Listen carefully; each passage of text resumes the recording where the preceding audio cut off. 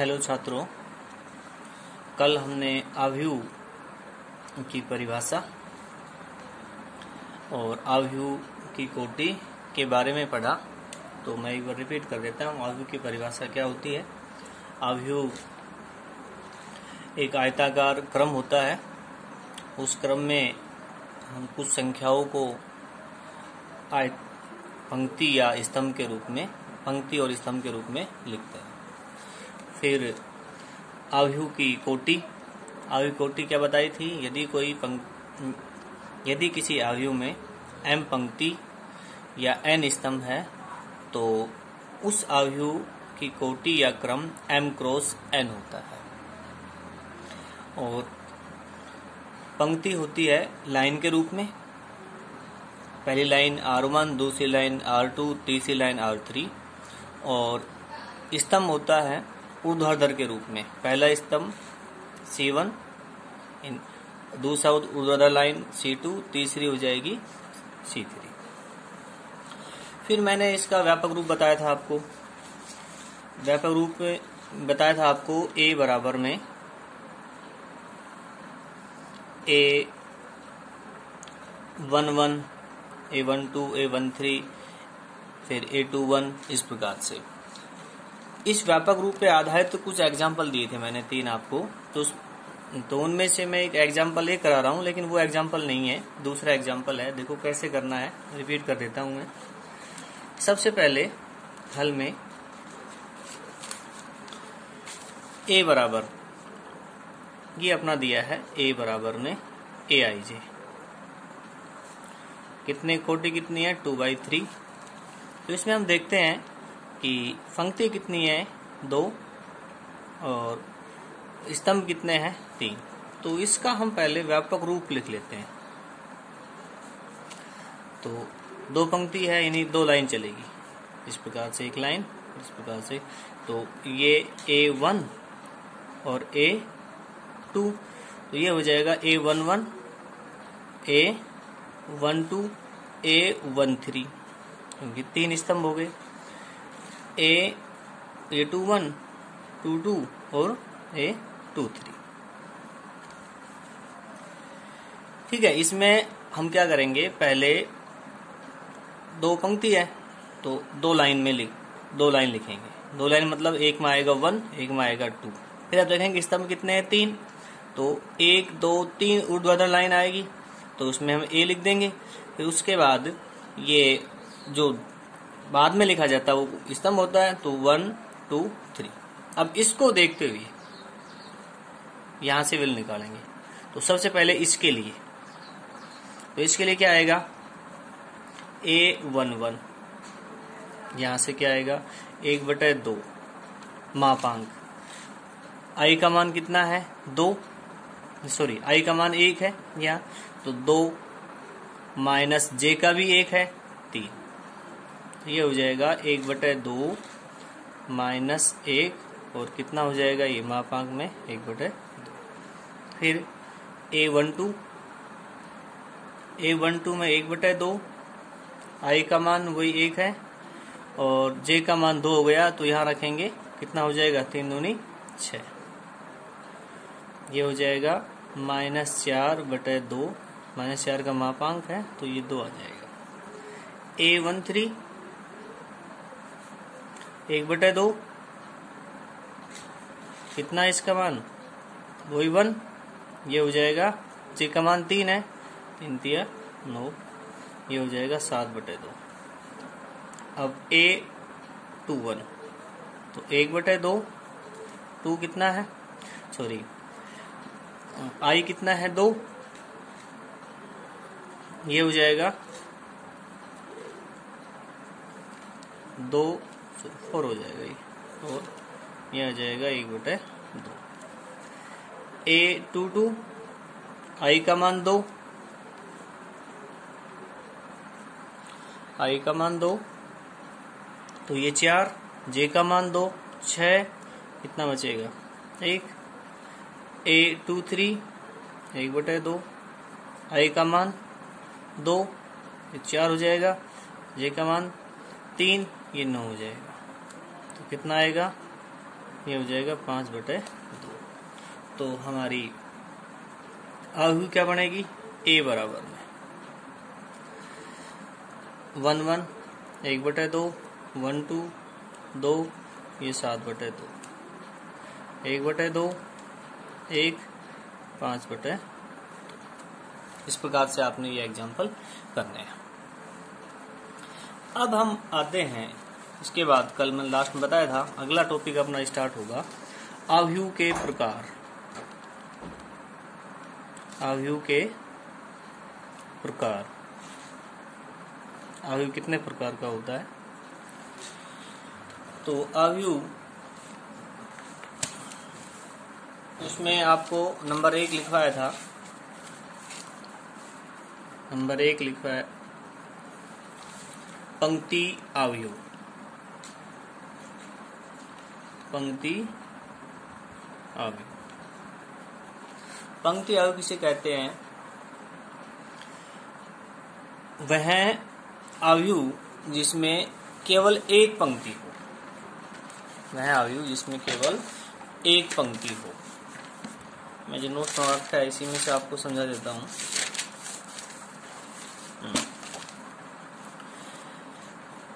वह अवयव जिसमें केवल एक ही पंक्ति हो।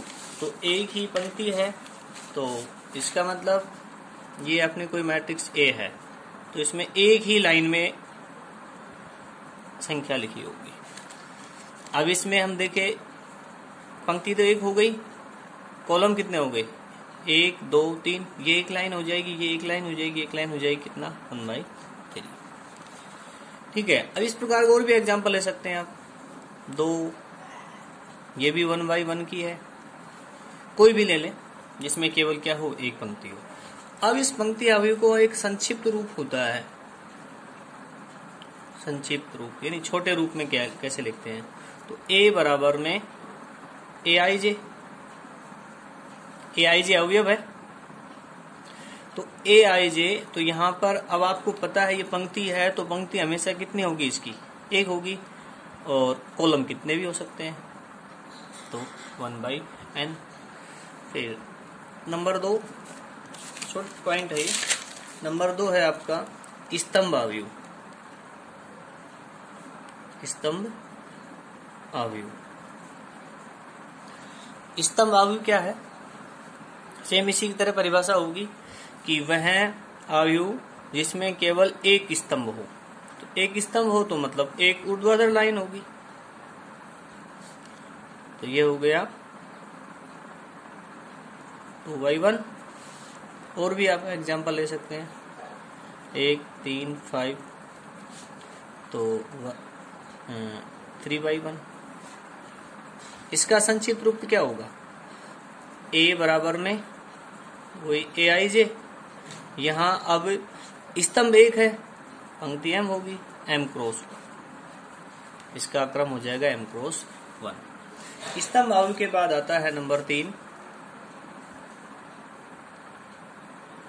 शून्य अवयव। शून्य अवयव, तो शून्य अवयव क्या होगा, वह अवयव जिसके प्रत्येक अवयव 0 हो। वह अवयव जिसके प्रत्येक अवयव 0 हो शून्य अवयव कहलाती है। इसमें मेन जो है इसका संकेत होता है, शून्य अवयव का संकेत होता है डार्क ओ लेते हैं हम, गहरा ओ लेते हैं, और इसके अवयव आपको बता ही दिया। आप सारे अवयव क्या होंगे, 0। ये भी शून्य मैट्रिक्स होगा, ये भी शून्य मैट्रिक्स होगा, यानी डार्क ओ की तरह होगा। शून्य मैट्रिक्स के बाद आता है वर्ग अवयव। वर्ग अवयव नंबर 4 पॉइंट हो गया आपका, वर्ग अवयव।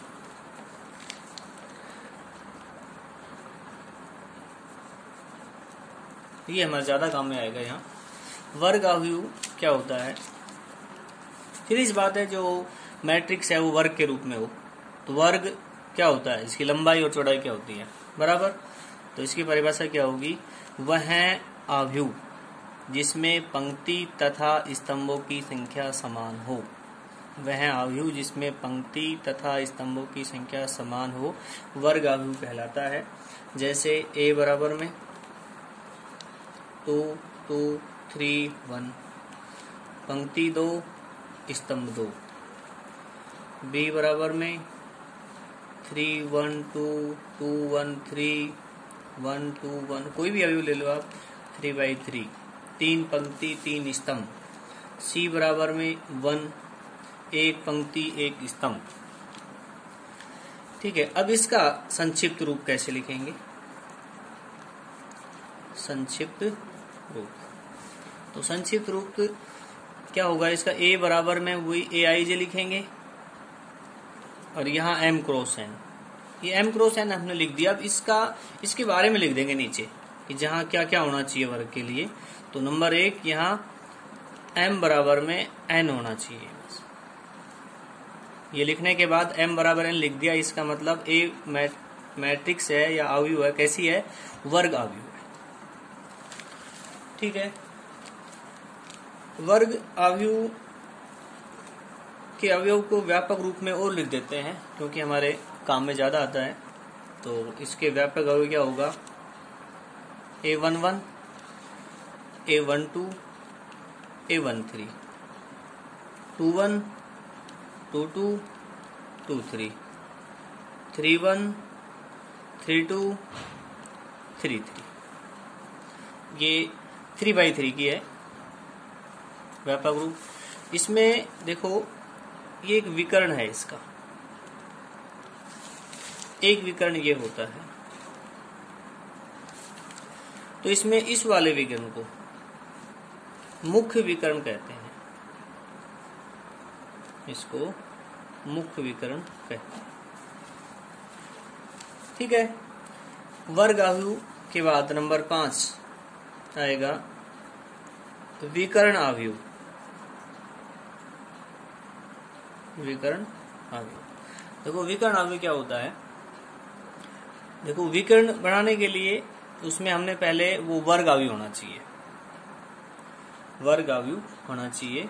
तो विकर्ण अवयव परिभाषा क्या होगी? वह वर्ग अवयव, वह वर्ग अवयव जिसमें मुख्य विकर्ण के अलावा, जो इसमें लिखा है, वह वर्ग अवयव जिसमें मुख्य, वह वर्ग अवयव जिसमें मुख्य विकर्ण के अलावा सभी अवयव क्या हो? शून्य हो। मतलब ये कोई वर्ग अवयव है, इसका मुख्य विकर्ण लिख लो आप, कोई भी कुछ भी लिख लो आप, बाकी अवयव क्या होंगे? 0 होंगे। तो ये विकर्ण अवयव है। और भी हम दे सकते हैं, A बराबर में 2 0 0 1, क्योंकि ये 2/2 की है, 2/2 की है। तो वह वर्ग अवयव जिसके मुख्य विकर्ण के अवयव के अलावा सारे क्या हो? शून्य हो, विकर्ण कहलाएगा। अब इसका संक्षिप्त रूप, A बराबर में वही AIJ और यहाँ M क्रॉस N।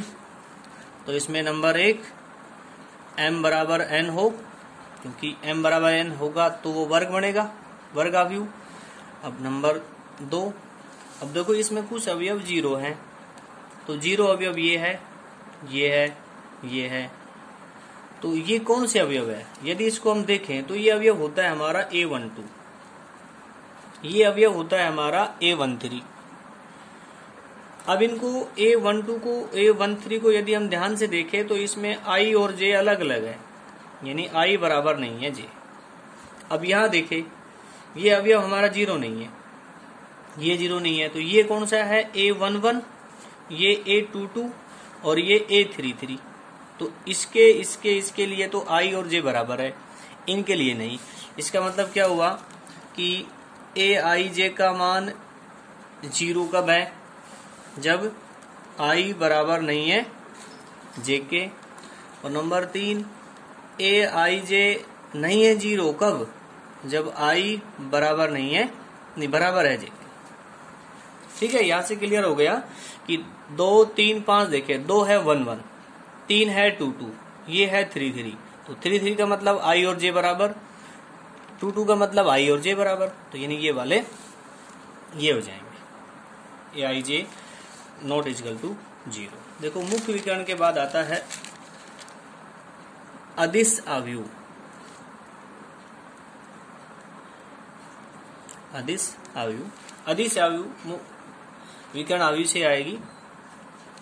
क्या होगा इसमें कि वह विकर्ण अवयव जिसके मुख्य विकर्ण जो है ये वाले अवयव समान हो जाए।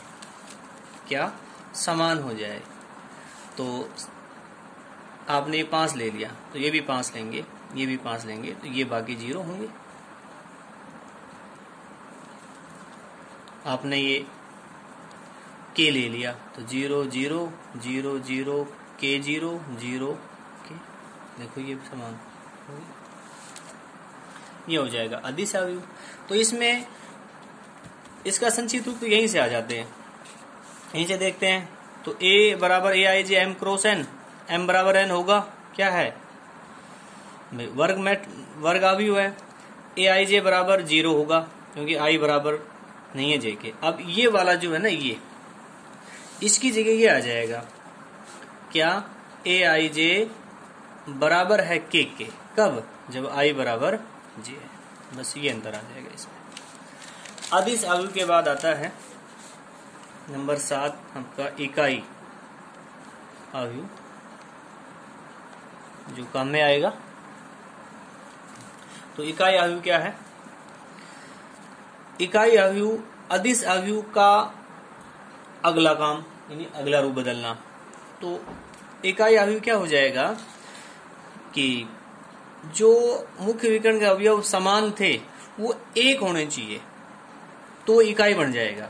जैसे ए बराबर में 1 0 0 0 1 0 0 0, ठीक है। ए बराबर में 1 0 0 1, ये आपको बता ही दिया पहले, क्योंकि विकर्ण अदिश और इकाई ये जब ही बनेंगे जब सबसे पहले क्या बनते हो, वो वर्ग अवयव होते हो। अब इकाई अवयव का संक्षिप्त रूप हम देखें इसी से।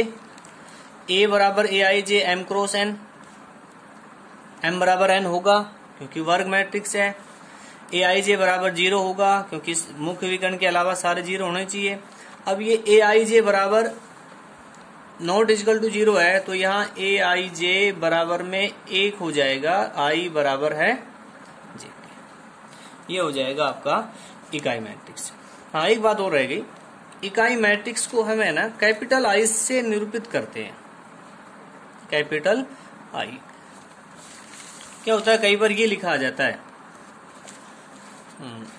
कि आई नीचे आएगा 2/2, इसका मतलब है इकाई मैट्रिक्स है जिसकी कोटि 2/2 है, यानी 2 पंक्ति है, 2 उसमें स्तंभ है। आई 1/1 आ गया, इसका मतलब इकाई मैट्रिक्स 1/1 की है। इसके बाद आता है बेटा त्रिभुजाकार अवयव नंबर 8। नंबर 8 है त्रिभुजाकार अवयव। तो त्रिभुजाकार अवयव 2 प्रकार के होते हैं। नंबर 1 होगा ऊपरी त्रिभुजाकार, ऊपरी त्रिभुजाकार अवयव। और नंबर 2 होगा, फिर ऊपरी है तो ये निम्न त्रिभुजाकार अवयव, ठीक है। तो ऊपरी त्रिभुजाकार क्या होगा, देखो त्रिभुज के लिए पहले इसमें वर्ग होना चाहिए, तो वह वर्ग मैट्रिक्स जिसमें मुख्य विकर्ण के अवयव के ऊपर के अशून्य हो और नीचे के शून्य हो, मतलब ये वर्ग मैट्रिक्स है। इसका मुख्य विकर्ण ये है भाई 2 3 5, तो इसके ऊपर के अवयव जो है वो अशून्य हो और नीचे के अवयव शून्य हो, ठीक है। और तो निम्न क्या होगी, निम्न में ये आपका मुख्य विकर्ण हो गया इसके नीचे के ए शून्य हो, ऊपर के शून्य हो। परिभाषा में नोट्स में आ जाएगी। अब इसका संक्षिप्त रूप देना चाहे तो ए बराबर में वही A I J M cross N, number 1 M बराबर एन हो, वर्ग होना चाहिए।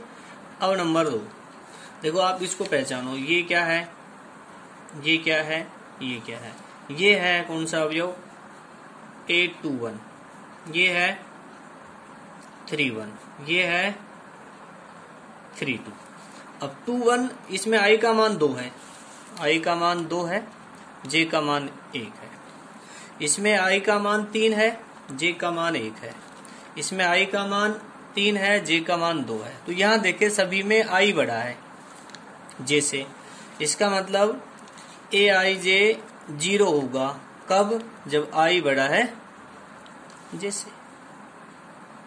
अब इसका उल्टा हो जाएगा, ए I J not equal to 0, कि भाई आई छोटा है जे से और बराबर है। इसमें क्या हो जाएगा, निम्न वाले में ये 0 है, तो इसका उल्टा हो जाएगा। ठीक है, तो आयु के प्रकार 8 है। पहला हमने क्या पढ़ा, पंक्ति, दूसरा स्तंभ, तीसरा शून्य मैट्रिक्स, चौथा वर्ग मैट्रिक्स, और 5 विकर्ण मैट्रिक्स, 6 अदिश, 7 इकाई मैट्रिक्स, 8 त्रिभुजाकार मैट्रिक्स। ये हो गए इसमें मैट्रिक्स के प्रकार। इसके बाद एक छोटा सा टॉपिक और है, जिसे हमारी पहली प्रश्नावली 3.1 पूरी हो जाएगी। तो वो है, दो आयु समान होती है, दो आयु समान, यानी दो मैट्रिक्स की समान होने का प्रतिबंध है। तो दो मैट्रिक्स समान कब होती है, उसमें नंबर 1 पॉइंट इसमें लिखा है मैंने, दोनों आयु की कोटि समान होनी चाहिए। मतलब यदि वो बराबर है तो उनकी कोटि, यदि वो 2/3 की है ए, तो बी भी 2/3 की होनी चाहिए। ए 3/1 की है तो बी भी 3/1 की होनी चाहिए, पहली शर्त ये। दूसरी शर्त, दोनों आयु के संगत अवयव समान होने चाहिए। दोनों आयु के संगत अवयव समान होने चाहिए। संगत का मतलब ये ए है तो A11, A12, A22, बी आपने ये ले लिया तो बी है तो इसमें B11 लेते हैं, B12 और B21, B22। देखो ये है 2/2 की, ये भी 2/2 की, तो पहली शर्त तो हमारी कंप्लीट, क्योंकि इसकी कोटि इसकी कोटि समान है। दूसरी शर्त में A11 बराबर होना चाहिए B11, A12 बराबर होना चाहिए B12, यानी ये संगत अवयव समान होना चाहिए। ठीक है, अब दो आयु समान है उस पर आधारित एग्जाम्पल। तो ये एग्जाम्पल लिया मैंने, आपको इसमें नोट्स में दिया है, अपने नोट्स में उतारना है आपने। यदि A बराबर, ये एक मैट्रिक्स है 3, 1, 2, 5, B हमने ले ली x, 1, 2, y, और साथ में यहां दे दिया कि A बराबर है B हो तो x तथा y का मान ज्ञात करो। तो इसका सॉल्यूशन में क्या, हल में कि भाई चूंकि हमें दिया गया है A बराबर B है तो A मैट्रिक्स ये है, B मैट्रिक्स ये है। अब बराबर है तो हमने देखा कोटि समान है, 2/2 की 2/2 की। अब आयु समान है अतः संगत अवयव समान होंगे। इसका मतलब 3 बराबर होना चाहिए x के, 1 बराबर 1 के, 2 बराबर 2 के, 5 बराबर y के। तो यहां से ये दोनों मान निकल के आते। ठीक है, अब दूसरा एग्जाम्पल और दिया मैंने इस पे। तो यदि ये एक मैट्रिक्स है, ये एक मैट्रिक्स है, यहां इक्वल का चिन्ह पहले आ गया, वहां अलग अलग दिया था, इसमें पहले आ गया, तो A व B का मान ज्ञात करो। तो दोनों मैट्रिक्स समान है, इक्वल लिख दिया हमने। फिर लिखा संगत अवयव समान होंगे तो उसमें वही बात, A + B बराबर 6 और 2 बराबर 2। तो हमने जो मान निकालने हैं उस पे आते हैं। A B बराबर कितना होगा, 8। अब समीकरण 1 से हमने B का मान p का मान 6 माइनस a निकाल के समीकरण 2 में रख दिया। अब इसमें ये इक्वेशन बन गई